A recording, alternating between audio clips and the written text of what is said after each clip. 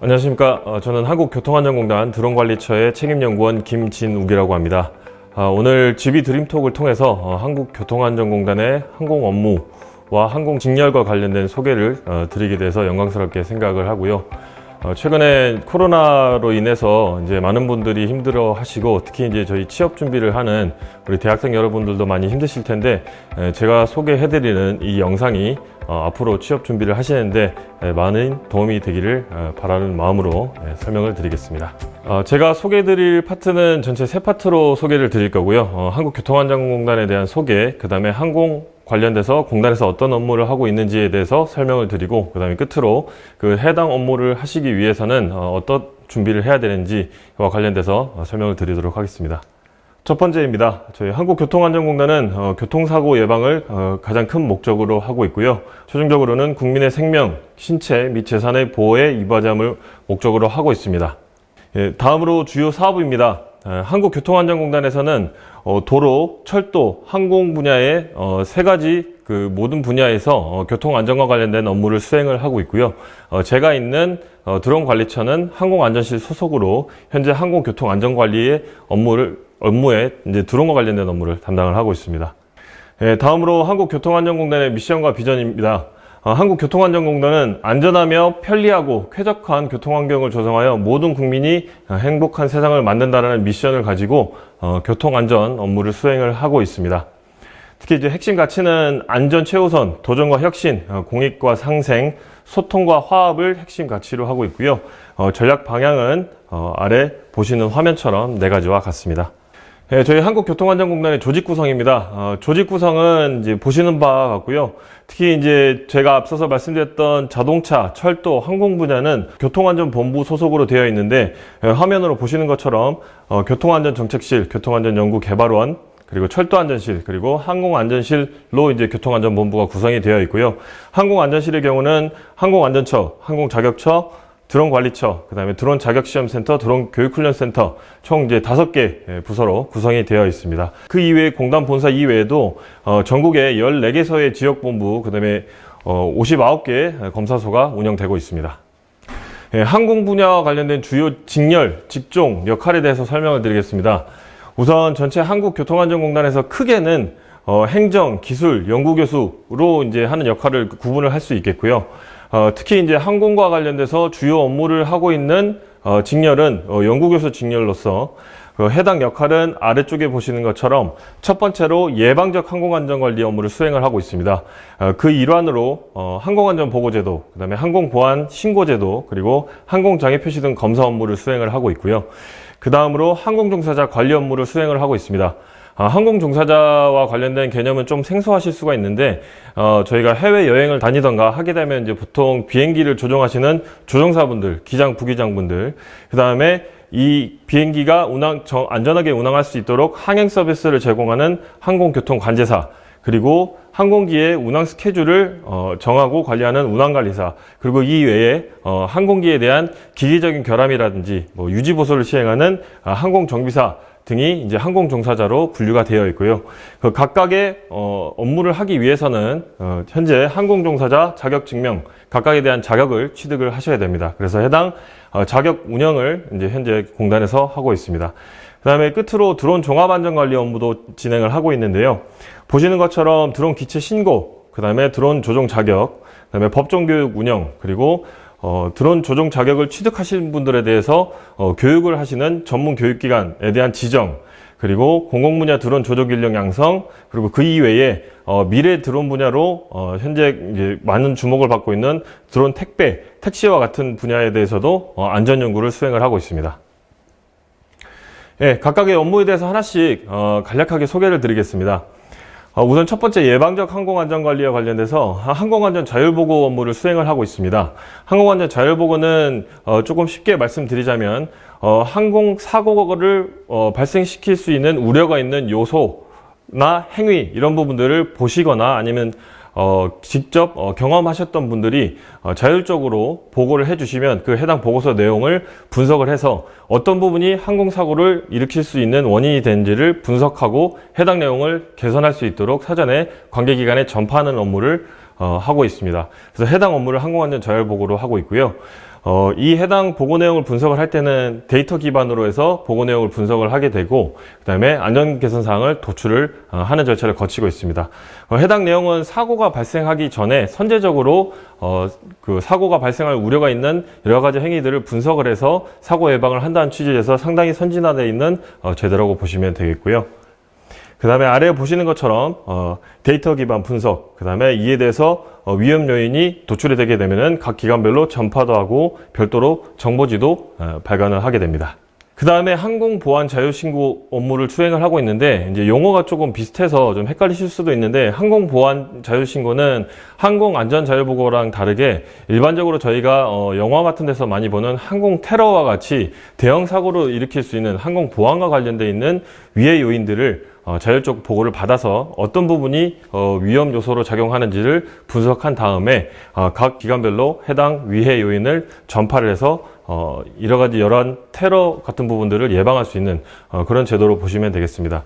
특히 이와 관련돼서 아래쪽에 보시는 것처럼 저희 그 해외 여행 가시면은 이제 기내 반입 금지 물품이라고 해서 뭐 액체류 몇 밀리리터 이상은 반입이 안 된다, 뭐 이런 기준들을 많이 보셨을 텐데요.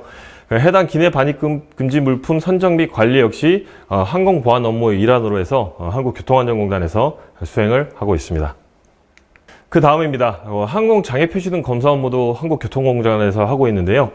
실제로 저희 그 높은 빌딩이나 아니면은 높은 위치에 있는 교각 이런 부분들을 보시면 끝에 이렇게 빨간색으로 불빛들이 나오는 걸 보실 수가 있는데요. 이런 불빛들은 비행 중인 조종사에게 특히 야간에 육안으로 보이지 않는 범위 내에서 조종을 하시는 조종사분들에게 장애물의 존재를 알리기 위해서 사용하는 등화입니다. 그래서 해당 등화를 정기적으로 검사를 해주는 업무도 한국교통안전공단에서 하고 있습니다. 최근에는 이제 드론의 활용 범위가 넓어지면서 오른쪽에 보시는 것처럼 실제로 항공장애 표시등 검사할 때 드론을 활용해서 높은 위치에 사람이 올라갈 수 없는 위치에 있는 항공장애 표시등도 같이 검사를 하고 있는 업무를 수행을 하고 있습니다. 다음입니다.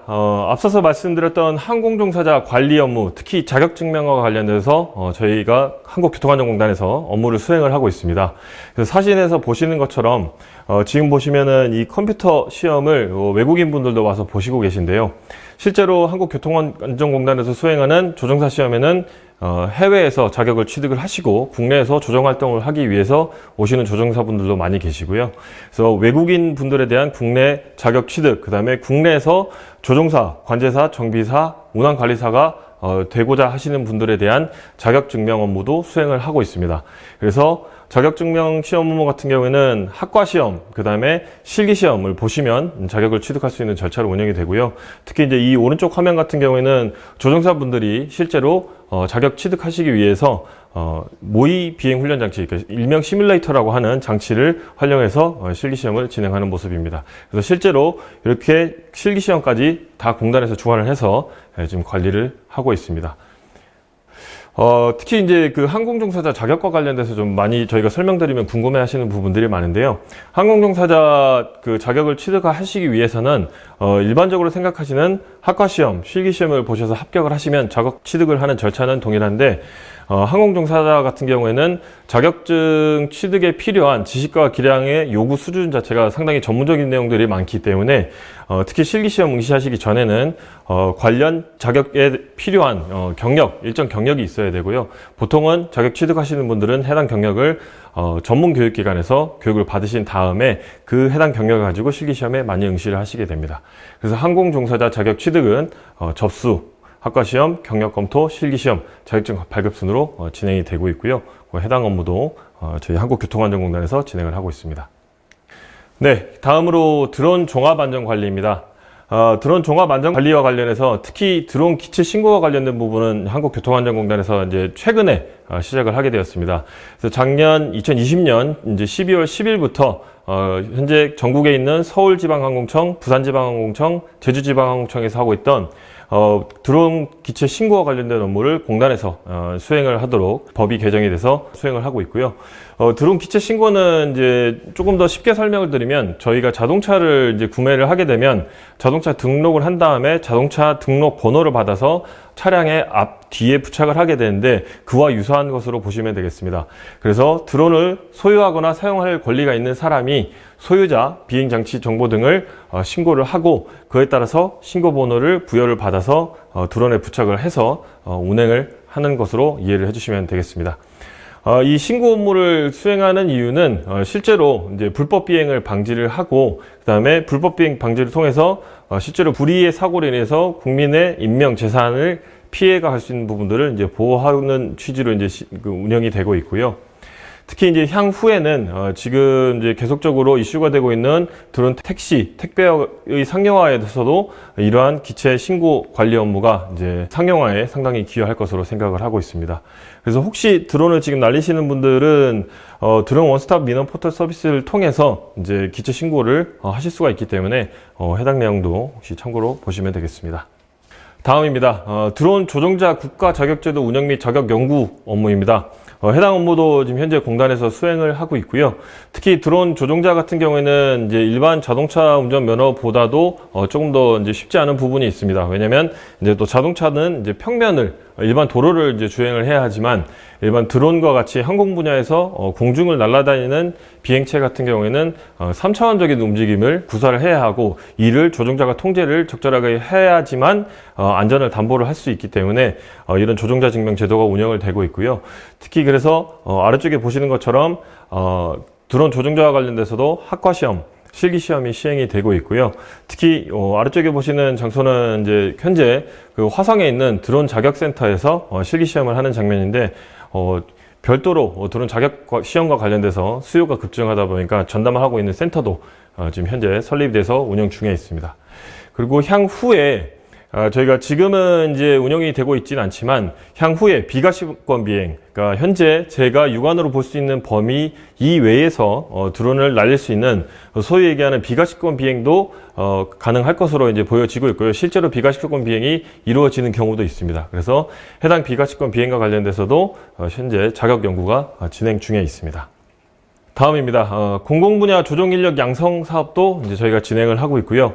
공공 분야라고 함은 이제 많이들 아시고 계시겠지만, 정부나 지자체, 그 다음에 공공기관에서 실제로 대기오염 관리라든지 수자원 관리, 해양안전조사, 수색 탐색, 불법행위 추적 감시, 구조물 점검과 같이 이런 공공 분야에서 이제 드론을 활용하는 사례가 점점 늘고 있는데요.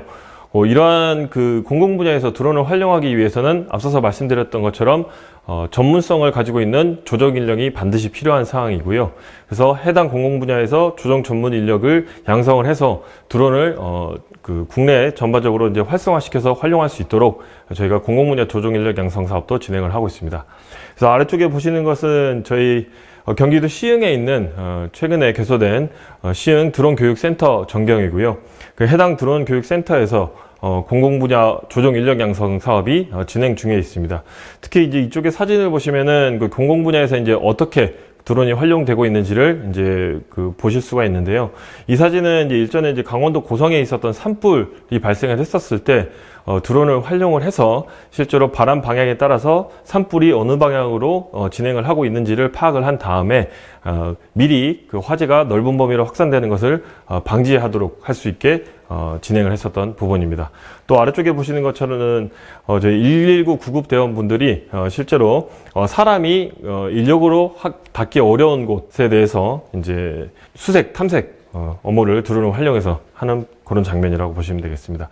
그래서 실제로 국내에서는 공공 분야에서 드론을 활용하는 범위가 상당히 이제 늘어나고 있고, 그와 관련돼서도 저희가 교육 커리큘럼 개발, 그다음에 조정 인력 양성까지 업무를 수행을 하고 있습니다. 그다음 미래 드론 안전 연구 및 관리 체계 구축입니다. 아마 드론에 조금 관심이 있으신 분들은 UTM, 일명 드론 교통관리 시스템이라고 하는 부분들을 이제 들어보신 분들이 있으실 텐데요. 쉽게 말씀드리면 일반 항공기를 관제하는 것처럼 드론도 안전한 비행을 위해서 항행 서비스를 제공하고 관제를 하는 개념으로 이해를 해주시면 되겠습니다. 그래서 실제 현재 드론 숫자가 많아지다 보니까 사고 위험도 그만큼 같이 사고 발생 가능성도 높아지고 있는데요. 그에 따라서 드론 비행에 관련된 모니터링을 하고 충돌 방지를 할 수 있도록 다수의 드론의 안전한 비행을 지원하는 시스템 개념으로 보시면 되겠습니다. 그래서 국내에서도 이 UTM을 구현하기 위해서 많은 연구가 진행 중에 있고요. 공단도 이에 맞춰서 실제로 UTM 체계가 잘 자리 잡을 수 있도록 제도적으로 연구를 진행을 하고 있습니다. 그 다음 안티드론 분야입니다. 안티드론 같은 경우에는 실제로 드론을 사용해서 불법적으로 테러를 일으킨다는 데서 인명과 재산의 피해를 발생시킬 우려가 있는 경우를 예방하는 개념으로 이해를 해주시면 되겠고요. 특히 국내에서는 원자력 발전소라든지 기타 군 보안 시설이라든지 공항 이렇게 실제로 드론이 불법적으로 비행을 했었을 때 큰 사고, 대형 사고로 발생 가능성이 높은 그런 지역들이 많이 있습니다. 그래서 이제 해당 지역들에 대해서도 사고 예방, 그다음에 불법적인 테러를 예방을 하기 위해서 안티드론과 관련된 연구도 진행을 하고 있습니다. 그래서 안티드론은 화면에서 보시는 것처럼 불법 도로로 인한 사고, 테러 등을 감시하고 대응하기 위한 솔루션 활동으로 보시면 되겠고요. 여기 아래쪽에 보시면 여러 형태의 불법적인 드론들을 방지하고 막기 위한 방법으로 이해를 해주시면 되겠습니다. 다음입니다. 드론 택배이고요. 최근에 이제 아마 미국에서도 아마존이라든지 여러 회사, 여기 보시는 DHL도 마찬가지고요. 그래서 드론을 활용해서 이제 택배를 하는 경우를 많이 보실 수가 있는데요. 드론 택배 같은 경우에는 접근이 어려운 도서, 산간 지역, 그다음에 도심지 중심부 같은 곳에 드론을 활용해서 택배를 배달하는 화물 운송용 드론을 말한다고 이해를 해주시면 되겠습니다. 그래서 최근에 이제 세계 각 국가별로 해서 이 드론 택배와 관련돼서 실증을 이제 진행을 한 경우도 있고요. 국내 같은 경우에도 이와 관련돼서 최근에 국토부에서도 드론 택배와 관련된 시연이 있었습니다. 그래서 공단에서도 이에 맞춰서 드론 택배를 안전하게 할 수 있도록 여러 가지 제도적인 연구, 관리 체계를 구축하는 연구를 진행을 하고 있습니다. 그 다음 끝으로 UAM, 도시명 항공교통이라고 하고요. 그 다음에 좀 더 쉽게 설명드리면 드론 택시, 내지는 드론을 활용한 자가용 개념으로도 보실 수가 있겠는데요. 조금 먼 미래일 수도 있겠으나 실제로 국내에서도 UAM 팀 코리아라고 하는 정부 주도의 프로젝트로 해서 UAM을 상용화시키고 이제 저변을 확대시킬 수 있도록 현재 정부 주도로 여러 가지 사업이 또 진행되고 있습니다. 특히 이 UAM의 필요성이 대두된 이유 중에 하나는 현재 국내에서 자동차 보유량이 많아지다 보니까 실제로 여러 가지 교통체증으로 인해서 사회적 비용이 많이 발생을 하게 되는데 이러한 부분들을 경감을 해서 좀 더 효율적으로 생활을 할 수 있고 편리하게 생활할 수 있도록 하늘길을 열어서 실제로 이 UAM 도심항공교통 체계를 구축을 한 다음에 제가 드론이라고 표현을 했지만 실제로 이런 드론 택시라든지 이런 부분들을 상용화시키는 것으로 보시면 되겠습니다. 그래서 특히 이제 한국교통안전공단 같은 경우에는 UAM에서 이제 운용 기준 자격 마련 쪽으로 이제 저희가 담당을 해서 현재 팀 코리아에 참여를 해서 연구를 진행 중에 있고요. 국내 같은 경우에는 제가 현대자동차와 관련된 구상도를 여기 화면에 보시는 것처럼 일단 사진에 띄워놨는데 보시면 이쪽은 이제 버티포트라고 해서 실제로 지상에는 지상 교통수단, 버스, 그다음에 기차 이런 부분들이 이 버티포트를 중심으로 해서 연결할 수 있도록 되어 있고요. 공중에는 이 UAM과 관련된 기체가 이착륙할 수 있는 이착륙장을 만들어서 모든 국민들이 편하게 사용할 수 있도록 그렇게 지금 개념을 구성을 해놓은 거로 보시면 되겠습니다. 그리고 실제로 UAM 혹시나 또 관심 있으신 분들은 보셨을 수도 있는데 실제로 팀 코리아에서 이제 수도권 실증 지역 노선 안까지는 나왔었고요. 그래서 이 사진은 해당 내용으로 보시면 되겠습니다. 네, 이상으로 현재 한국교통안전공단에서 하고 있는 주요 항공과 관련된 업무에 대해서 소개를 드렸고요. 혹시 항공 쪽에 대해서 이제 좀 흥미가 생기셨는지는 모르겠습니다. 그래서 사실 이제 항공 쪽이 실제로 업무를 하다 보면은 좀 매력이 많은 분야이기도 하고요. 그래서 지금 이 영상을 보시는 분들이 혹시나 이제 관심이 있으신 분들은 이제 제가 지금부터 설명드릴 채용 기준 절차와 관련돼서 설명을 잘 들으시고 맞춰서 준비를 해서 진행해 주시면 되겠습니다. 우선 채용 정보는 이제 다른 공공기관과 마찬가지로 한국교통안전공단 홈페이지를 통해서 확인을 하실 수가 있고요.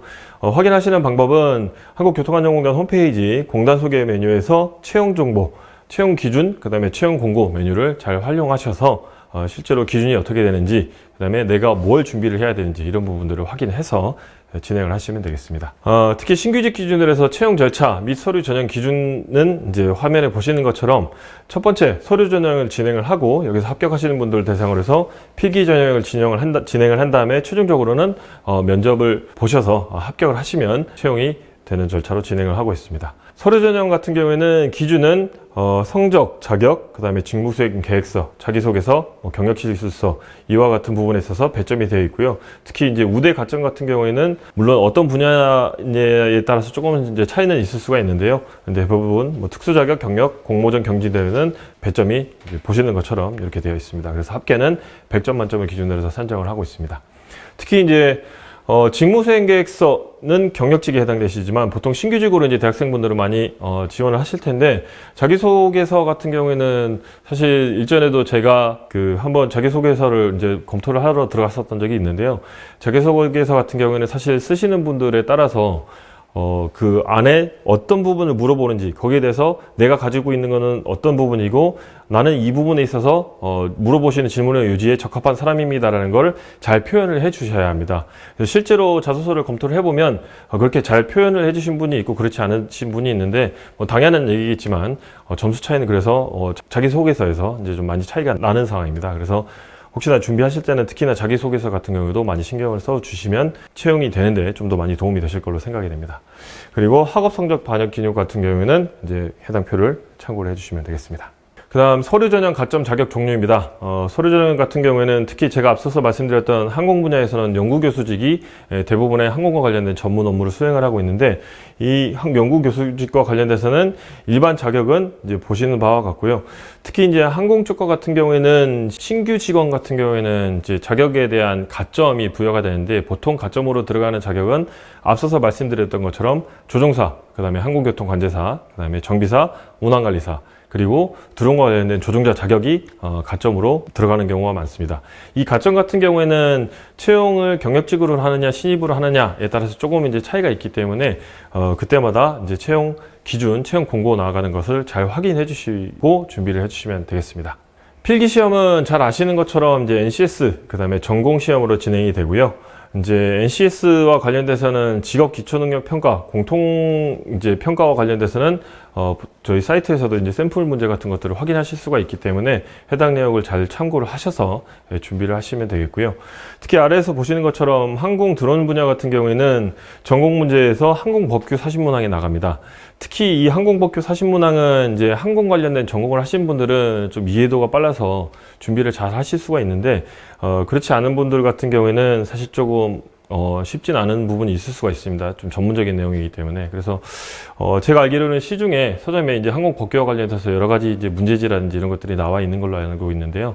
혹시나 특히 이제 항공 전공자가 아니신 분들이 혹시라도 자격을 취득하시고 지원하시는 경우에는 시중에 있는 서점에 있는 도서들을 잘 참고하셔가지고요. 준비를 하시면 도움이 되시겠습니다.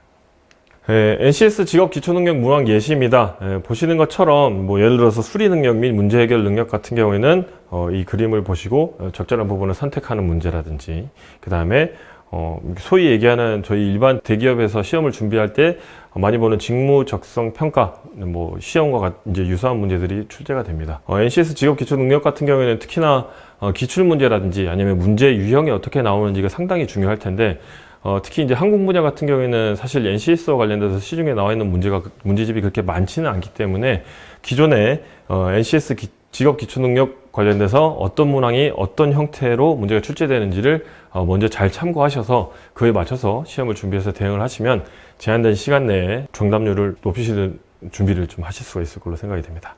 그 다음 면접입니다. 면접은 보시는 것처럼 PT 면접, 토론 면접, 그 다음에 경험 면접 이렇게 진행이 되고요. 가정치는 PT 면접, 토론 면접 같은 경우에는 50%, 그 다음에 경험 면접은 또 나머지 50%로 배정이 되어 있습니다. PT 면접 같은 경우는 주제별 PT 발표 및 인터뷰가 진행이 되고요. 토론 면접은 그룹 토론, 그 다음에 경험 면접은 보시는 것처럼 경험 등에 대한 인터뷰도 진행이 되는데 제가 입사했었을 때는 특히 이제 PT 면접이 좀 상당히 쉽지 않은 부분이 있었습니다. 그래서 저 같은 경우에는 PT 면접을 준비했었던 방법은 이게 도움이 될지는 모르겠지만 한번 소개를 해드리자면 실제로 이제 PT 면접과 관련된 유사한 여러 가지 이제 기출 문제들을 한번 받아서 보시고 실제로 본인이 그에 맞춰서 제한된 시간 내에 PT 작업하는 것까지 여러 번 숙달을 해서 PT 작업에서 발표하는 것까지는 여러 번 숙달을 해서 이제 연습을 해 보셔야지 면접 당일날 자연스럽게 좀 설명을 하실 수가 있습니다. 그리고 당연한 얘기겠지만 혹시나 같이 스터디를 하시는 분이 계시다고 하면 이제 직접 PT 면접 준비해서 발표하시는 거를 모니터링해서 어떤 부분이 부족한지 이런 부분들에 대해서 이제 좀 조언을 얻으셔서 수정 보완하시는 것도 좋은 방법으로 생각이 됩니다. 특히 제가 이제 계속 연습을 말씀드렸던 이유 중에 하나는 저 역시 개인적으로도 사실 사람이 많이 있는 장소에서 뭐 여러 번 이제 특강도 나가긴 하지만 사실 긴장이 많이 됩니다. 긴장이 많이 되는데 그 긴장감을 이기고 잘 발표를 하실 수 있는 방법은 결국에는 연습 그리고 자신감이기 때문에 반드시 여러 번 연습을 하셔서 PT 면접에 대해서 숙달을 어느 정도 하신 다음에 면접에 응시하시면 좋은 결과가 있을 것으로 생각이 됩니다. 네, 그 다음에 2019년도 상반기 채용 공고 기준으로 해서 저희가 연구교수 분야를 좀 소개를 좀 해드려 봤는데요. 자격 요건은 관련 분야 학사학위 이상 소지자입니다. 관련 분야라 하면 이제 항공, 무인기 또는 드론 포함으로 되어 있고요.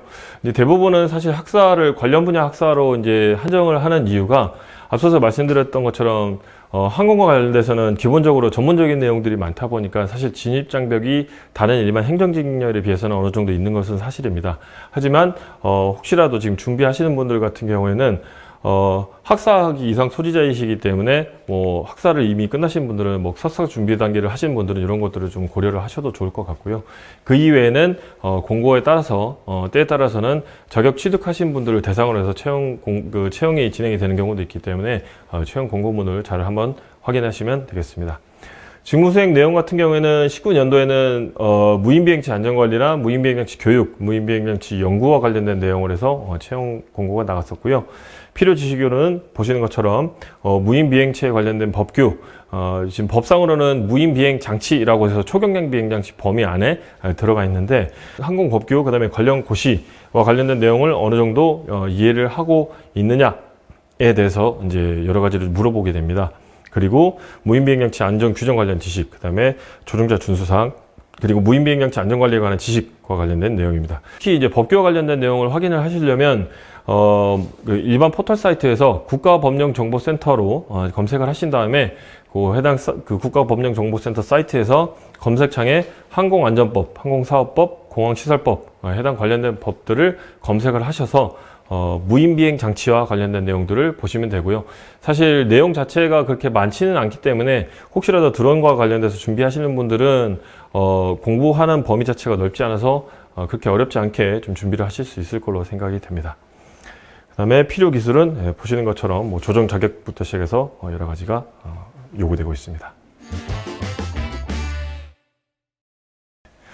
그 질문하셨던 내용, 그러니까 드론을 어떻게 사용하는지에 대한 방법과 관련된 여러 가지 종류를 말씀해 주셨던 것 같은데, 일단 저희 그 한국교통안전공단 드론관리처에서는 사용 용도에 관계없이 일정 무게 범위 안에 들어오는 모든 드론들은 다 관리 대상으로 들어갑니다.